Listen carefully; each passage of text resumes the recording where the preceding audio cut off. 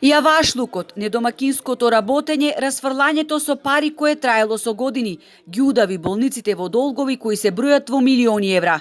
Првиот човек на Фондот за здравство, Клековски, вели дека кога дошол на позиција, затекнал хаотична состојба и вкупен долг од над 80 милиони евра. Сега болниците од внатрешноста значително ги намалија долговите.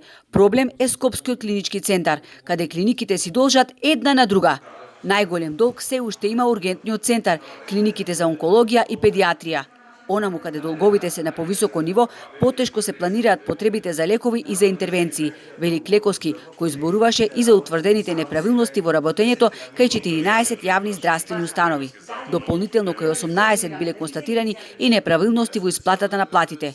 Онаму каде е констатирано самоволно зголемување на платите, сега ги враќаат парите кои неоправдано ги зеле.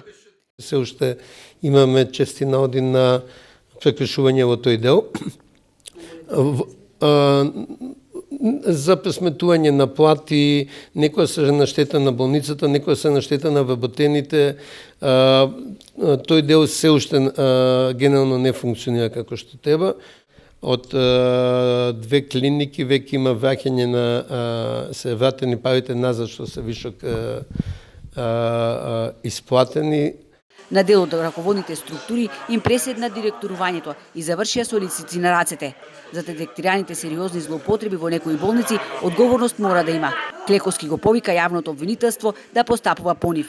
Во основа да, имаме санкционирање, например во општата болница во Прилеп има кривични пријави, веќе обвинителни акти и притвори за над 10 лица за злоупотреби на благајната и за лажни набавки на услуги кои никогаш не биле извршени. Имаше и други и директори кои беа уапсени заради различни ситуации и се работи на повеќе предмети, бидејќи одговорност мора да има.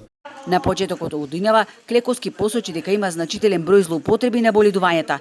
Работиме, вели, на ревизија на критериумите за боледување, при што е неопходно да постигнеме баланс меѓу потребата за лесна достапност до боледување за оние кои им требаат, а од друга страна да ги спречиме злоупотребите.